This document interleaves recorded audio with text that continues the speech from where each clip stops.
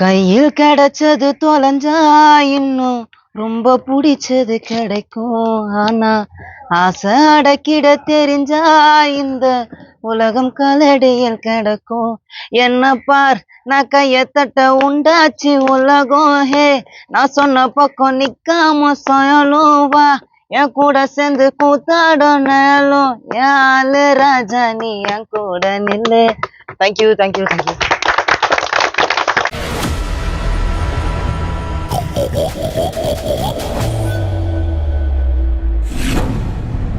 என்னோட பேர் ஜெயவேல்.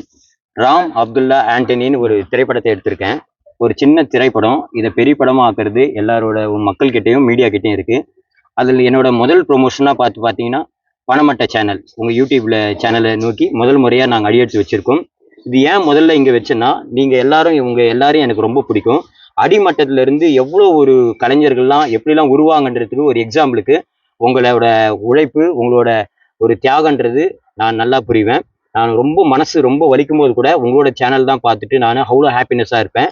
இதை முழுக்க ராஜா சார் யாரோட உதவி இல்லாமல் தனியால நின்று உங்களை போல ஒரு திறமையான ஒரு கலைஞர்களை உருவாக்குறதுக்கு ஒரு போராடி இருக்காருன்றது அவரோட பெயின்ஃபுல்லான விஷயத்த என்னால் உணர முடியும். கோதண்டர் சார், அவரை பற்றி எனக்கு தெரியும். அவரும் இந்த டீமுக்குள்ள இணைஞ்சிருக்காரு, அவ்வளோ சப்போர்ட் பண்ணுறாரு. இந்த குழுவினருக்கு நான் ரொம்ப கடமைப்பட்டிருக்கேன். இன்னைக்கு நான் உங்களை தேடி ஒரு உதவிக்கு வந்திருக்கேன். என்னோட படத்தை நீங்கள் ப்ரமோஷன் பண்ணுன்ற ஒரு உதவி கேட்டு வந்திருக்கேன். நாளைக்கு நான் ஜெயிச்சா நான் திரும்பி வர முதல் இடம் இதுவா தான் இருக்கும். இது என்னோட ஆழ் மனசுல இருந்து சொல்றேன். குழந்தையா பார்த்த புகழ் இன்னும் குழந்தையாவே இல்லாம கொஞ்சம் வளர்ந்து பாட்டோட நிகழ்ச்சியை தொடங்கி இருக்கோம். உண்மையிலே ரொம்ப மகிழ்ச்சி. ராம் அப்துல்லா ஆண்டனி இல்ல நடிச்சிருக்கிய ஞாபகம் இருக்கான்னு பார்த்தேன். என்ன கேட்டாலும் தெளிவா சொல்லுங்க. இந்த படத்தினுடைய இயக்குனர் ஜெயவேல் அவர்களை வரவேற்பதில் மிக்க மகிழ்ச்சி. உட்காந்து பண்ணானே தலை கட்டாவும் நான் மறைய தராத மாதிரி எழுச்சிக்கலான்ட்டு எப்படி போது கோத்து விட்டாரு பாருங்க. ஓகே, இந்த படத்தை பத்தி சுவாரஸ்யமான பல விஷயங்களை முதல் முறையா நமக்கு தான் கொடுத்துருக்காங்க. மகிழ்ச்சியா இருக்கு. அந்த வீட்டுக்கு எடுத்து போறதுக்கு வச்சிட்டீங்களா? சார் இல்ல, உங்களை நம்பி ஒண்ணு கொடுக்கலங்க, ஒண்ணு கொடுக்க முடியலங்க. நீங்க சொன்னதுக்கு அப்புறம் தான் ஐடியா வந்து வீட்டுக்கு தான் எடுத்துன்னு போறேன். ஆடா பாவமே. ஓகே, இந்த படத்துல நடித்த நடிகர்கள் இங்க வந்திருக்காங்க. அவங்களோட நம்ம பல விஷயங்கள் கலந்து பேச போறோம். டைரக்டர் கிட்ட முதல்ல பேசணும் இல்லையா, அவர்கிட்ட சில விஷயங்கள் கேட்போம்.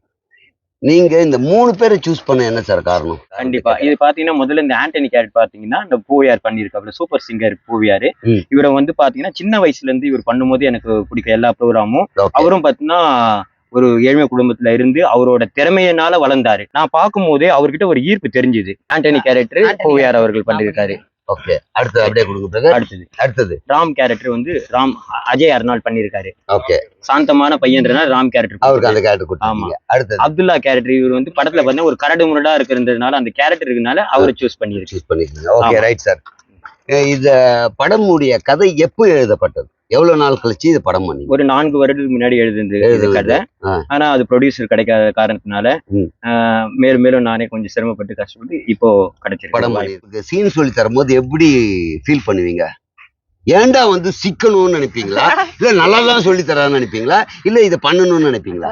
அண்ணனோட ஒர்க் பண்ண ரொம்ப ரொம்ப ஈஸியா இருந்துச்சு. ஏன் அப்படின்னா, உனக்கு என்ன வருது அது நீ பண்ணு, அது போதும். ஓகே, அப்படின்னா அவருக்கு தேவை லைவ். என்கிட்ட இருக்கிறது அவர்கிட்ட வேணும். Very good. ஆனா அந்த கதாபாத்திரத்துல இருக்க ஒரு டயலாக் இருக்குல்ல, அதை மட்டும் அண்ணனே நடிச்சு காமிச்சிருவாரு. அப்ப இன்னும் ஈஸியா ஆயிடும்ல. அப்ப அவர் நடிச்சு காமிக்கும் போது இதுதான் நமக்கு வரும் அப்படின்னு சொல்லிட்டு நான் அதை ஈஸியா பண்ண ஆரம்பிச்சேன். அண்ணாவும் அதை பிடிச்சிங்க. ரொம்ப ஈஸியா இருந்துச்சு. தேங்க்யூ. உங்களுக்கு ஏதாச்சும் அது மாதிரி சொல்லி கொடுத்து கஷ்டமா இருந்தது, தலையெழுத்தேன்னு சிக்கிட்டாங்க அப்படின்னு தோணிச்சா, இல்ல நல்லாவே இருந்தது? தம்பி இப்படிதான் தம்பி பண்ணணும், இப்படி பண்ணா நல்லா இருக்கும் அப்படின்னு அண்ணன் தான் சொல்லி கொடுப்பாரு. இந்த கேஸ் முடிகிற வரைக்கும் என் காதுல சிரிப்பு சத்தம் கேட்க கூடாது. திட்டிடுவாங்க நம்மள, என்ன எல்லாம் அசிங்கமா நினைச்சுவாங்கன்னு. ஆனா டேரக்டர் நடிச்சு காட்டிடுவாரு. இந்த மாதிரி தான் பண்ணணும், இந்த மாதிரி தான் பண்ணணும், பண்ணாதனா பண்ணாத, இதான் டஃப் பண்ணாலும் திருப்பி டேக் போயிடுவாங்க. ஓகே, அதனால எனக்கு அது ஈஸியா ஆயிடுச்சு. அப்புறம் எங்க குழுல இருந்து ஒருத்தர் இந்த படம். ஆமா கண்டிப்பா. இது பாத்தீங்கன்னா கலீல் பிரதர் நடிச்சிருக்காரு. இதுல ஒரு ஆட்டோ டிரைவரா பண்ணிருக்காரு. சிறு கதாபாத்திரம்னா கூட அதை நிறைவு பண்ற மாதிரி படத்தோட ட்விஸ்டா இருப்பாரு இவரு. ஓகே. அதனால இவர் வந்து சூஸ் பண்ண நானு. அதுதான். எங்க சார் ஷூட்டிங்லாம்? எல்லாமே திருவள்ளூர் சார். என்னோட சொந்த ஊர் திருவள்ளூர். ஓகே. திருவள்ளூர் ஒரு கிராமத்துல, நான் ஒண்டிக்குப்பம் கிராமத்துல பிறந்தேன் நானு. அங்கதான் எல்லாமே ஷூட்டிங் ஃபுல்லா திருவள்ளூர். எங்க ஊர் மக்கள் மொத்தம் எனக்கு உதவி பண்ணாங்க. அந்த நன்றி எப்பவும் மறக்க மாட்டேன். எல்லாமே. எவ்வளவு நாள்ல இது படம் பண்ணீங்க சார்? மொத்தம் 45 நாள் எடுக்கிறதுக்கு முக்கிய காரணம் யாருன்னு பாத்தீங்கன்னா எங்க கிளமன் சுரேஷ் சார், அன்னை வேளாங்கண்ணி ஸ்டுடியோஸ். உங்களுக்கு நன்றி பிரதர். சார் சொல்றாரு. ஓகே. ஏன்னா யாரையும் இந்த இப்பெல்லாம் பாத்தீங்கன்னா சின்ன பசங்களை வச்சு எடுக்கிறதுக்கு யாரும் முன் வர மாட்டாங்க. பெரிய பெரிய ஆர்டிஸ்ட் வேல்யூ இருக்கா அப்படின்னு தான் பார்ப்பாங்க. இது முழுக்க முழுக்க வந்து கதையை கூட கேட்கல எங்க கிளமன் சுரேஷ் சார். ஒரு விஷயம் நம்பிக்கை தான். நம்ம திருவள்ளூர்ல நீ ஒரு மனுஷன் ஜெயிக்கணும் அப்படின்ற ஒருக்காக பண்ணாரு. என்னோட சப்போர்ட், மக்கள் சப்போர்ட், ஊர் மக்கள் சப்போர்ட்ல இப்ப இங்க வந்து உட்காந்துருக்காரு. படத்தோட எடிட்டர் வந்திருக்காரு. எடிட்டர் வினோத் சிவகுமார். கட்டிங் ஒட்டிங் அதெல்லாம் இருக்கு இல்லையா? அண்ணன் தான். பேர் என்ன? வினோத் சிவகுமார் பிரதர் வந்திருக்காரு. அப்புறம் வந்து எங்க படத்தோட டிசைனர் வந்திருக்காரு. ஓகே. எங்களோட ஸ்டில் வரவேற்பு கிடைக்குதுன்னா ஒரு பேருன்னா அவர் அந்த அளவுக்கு டிசைன் பண்ணதுக்கு தான் காரணம். உழைப்பு, அவர் உழைப்பு இருக்குது. Very good. அப்புறம் சார் அடுத்தது பாத்தீங்கன்னா எங்க கேஷியர் மேடம் வந்திருக்காங்க. திருவேணி மேடம் வந்திருக்காங்க. ஆமா, அது கையோட கூட்டினு வந்தாச்சு. அடுத்து பார்த்தா எங்க மணி பிரதர் இருக்காரு. இவரு டீமுக்கு ரொம்ப சப்போர்ட்டா இருக்கு. இந்த படமுடைய கதை இந்த சமூகத்துக்கு ஏதாவது மெசேஜா இல்ல பொழுதுபோக்கா எடுத்ததா? அது எந்த மாதிரி கதை சார்? இது வந்து முழுக்க முழுக்க சமூகத்துக்கு ஒரு மெசேஜான படம் தான். ஒரு துணிச்சலா ஒரு விஷயத்த சொல்ல வந்திருக்கேன். இது வந்து கிளைமேக்ஸ்ல தான் தெரியும் அந்த விஷயம் என்ன, எதை நோக்கி இந்த படம் பயணிக்குதுன்னு. எல்லாமே ட்விஸ்டா இருக்கும். அதனாலதான் அது ஒரு காரணத்தை தான் வெளியில சொல்ல முடியாது. மற்றபடி இது சமூக அக்கறையோட எடுத்துக்கொண்ட படம் இது. அதுதான். ஓகேண்ணே. மக்கள் கிட்ட இப்ப நான் ஒரே ஒரு விஷயம், நீங்க படத்துடைய கதையோ கிளைமேக்ஸோ எதுவுமே சொல்றது, ஏன் இந்த படம் பார்க்க வரும்? ஒரு ஸ்கூல் பசங்கள்ல இருந்து காலேஜ் ஸ்டூடெண்ட்ல இருந்து பெரியவங்க வரைக்கும் பார்க்க வேண்டிய படமா இருக்கும். இதை ஏன் பார்க்க கூடாதுன்றதுக்காக ஒரு விஷயம் எழுந்திருக்கும். இந்த படத்தை முதல்ல ஒரு குடும்பத்துல இருக்கிறவங்க ஒரே ஒருத்தர் இந்த படத்துக்குள்ள போய் பார்த்தாங்கன்னா அவங்க குடும்பமே போய் பார்ப்பாங்க. அவங்க அந்த அளவுக்கு சொல்ற அளவுக்கு இந்த படம் பேசும். அப்புறம் சார் இந்த படத்துக்கு இசையமைச்சவர் யார் சார்? இசையமைச்சவர் டி.ஆர். கிருஷ்ணச்சேத்தன். அவரு சார் ஏ.ஆர். ரஹ்மான் சாரோட சவுண்ட் இன்ஜினியர் அவரு. அவரு தான் முழுக்க முழுக்க என்னோட பலன் சொல்லலாம். அவரு சொல்லலாம். நம்ம இதுல ஒரு 5 பாட்டு இருக்கு. 5 பாட்டுமே அழகா பண்ணிருக்காரு. லிரிக்ஸ் எழுதுனது யார் சார்? லிரிக்ஸ் வந்து ஸ்னேகன் சார் ஒரு 3 பாடல் எழுதியிருக்காரு. சூப்பர். நான் ஒரு 3 பாடல் எழுதியிருக்கேன் நானு. யாரு பாடியிருக்காங்க சார்? பாடிக்கிறது பாத்தீங்கன்னா சித்ரா மேடம் பாடியிருக்காங்க. இன்னொரு பாடல் வந்து ஆஃப்ரோ பாடியிருக்காரு. நம்ம டிடி படத்தோட மியூசிக் டைரக்டர் ஆஃப்ரோ பாடியிருக்காரு. இன்னொருத்தர் அப்பேலோ பாடியிருக்காரு. டிராகன் படத்துல பாடின அப்பேலோ கானம் அப்பேலோ பாடியிருக்காரு. அது மட்டும் இல்லாம Suganthi, super singer Suganthi madam ஒரு கிளைமேக்ஸ் சாங் பாடியிருக்காங்க. அது இல்லாம ராஜலட்சுமி ஒரு தாபா சாங் இருக்கு இதுல. சூப்பர். இந்த தாபா சாங்ல பார்த்தீங்கன்னா ராஜலட்சுமி மேடம் பாடியிருக்காங்க. இப்ப எல்லாமே பாடிருக்காங்க. நாங்க பாடகரா பார்த்தவரை நீங்க நடிகரா மாத்திட்டீங்க. கண்டிப்பா. பாடகரா பார்த்த அவரையும் பாட விடல. இல்ல நம்ம நண்பரை. அதுதான் இந்த படத்துக்கு அது தேவைப்படல. அதுதான் அதை நம்ம திணிச்சாதான் இது நம்ம படமா ஓவர் ஆயிரும். அதனால அதுதான் 3 பேரோட உழைப்பு. ஒரு இந்த வயசுல இப்படி நடிப்பாங்களான்றதுக்காக நீங்க பாத்தீங்கன்னா பார்த்தா எல்லாரும் வந்து மனசு திருப்தியோட போவாங்க ஆடியன்ஸ். அதுக்கு என்னால முழு சொல்ல முடியும். இந்த படத்துல ஏதாவது ஒரு சீன் இல்ல ஒரு டயலாக் வந்து மக்கள் பார்க்கும்போது கை தட்டுவாங்க இல்ல பேசப்படும் அப்படின்னா உங்க டயலாக் எதுன்னு நினைக்கிறீங்க? அது எனக்கு தெரிஞ்சு எல்லாரோட மனசுல அதுதான் மெயினா அமையும். மனசுல நிக்கும், பேசப்படும். படமே வந்து அந்த கிளைமேக்ஸ் தான்.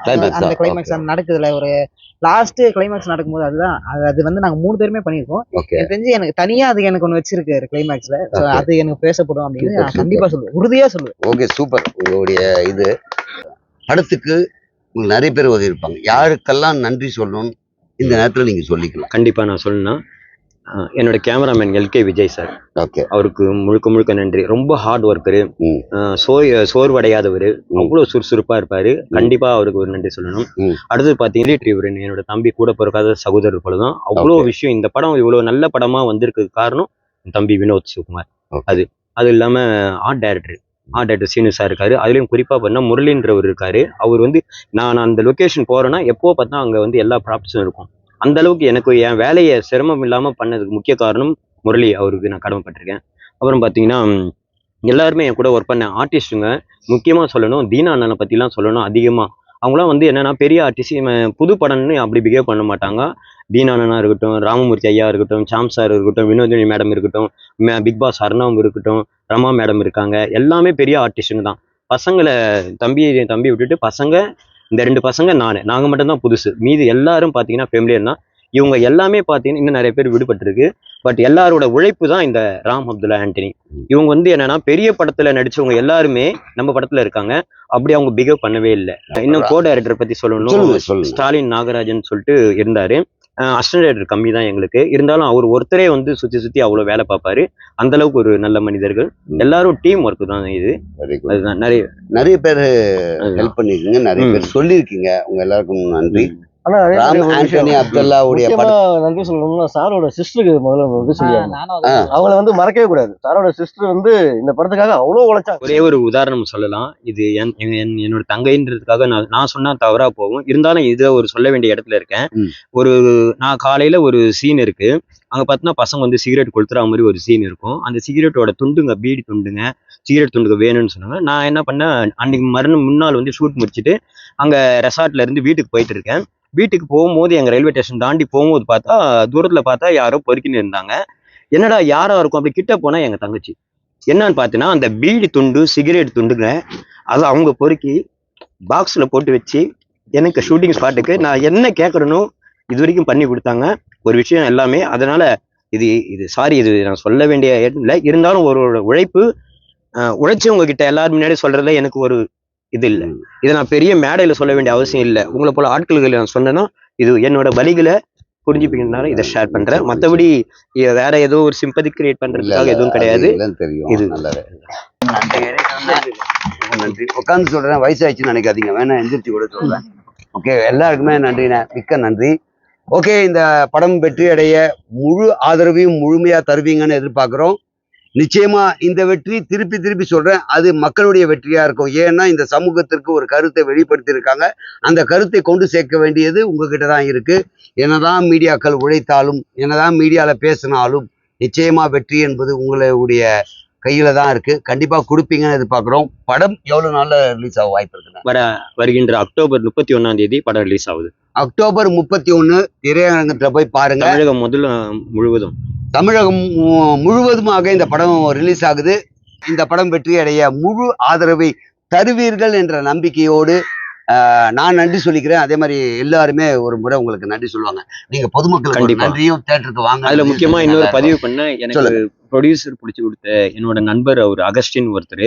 அவருக்கு ரொம்ப கடமைப்பட்டிருக்கேன். இப்ப என்ன காரணம்னா அவருக்கு உடல்நிலை சரியில்லை, அவருக்கு கை கால் வராம போயிருக்கு ஒரு விஷயம். அவரு நல்லபடியா ஆகணும்னு அந்த இறைவனை நான் நிச்சயமா கண்டிப்பா எனக்கு ஒரு லைஃப் அவர் அமைச்சு கொடுத்தாரு. இன்னைக்கு இந்த சந்தோஷமான விஷயத்த அவர் ஷேர் பண்ண முடியலும் போது கொஞ்சம் அதிகமான வழியோட இருக்குது. அதை நான் பதிவு பண்றேன். நான் இந்த அண்ணா சொன்ன மாதிரி எல்லாருமே கண்டிப்பா வந்து தியேட்டர்ல பாருங்க. அக்டோபர் 31 வந்து ரிலீஸ் ஆகுது உலகம் முழுவதும். நீங்க உங்களை நம்பிதான் நாங்க படம் எடுத்திருக்கோம். அதை நாங்க உங்ககிட்டே ஒப்படைக்கிறோம். நீங்க தான் வந்து அவ்வளவுதான். இது ஜெயவேல் படம் கிடையாது, மக்களோட படம்.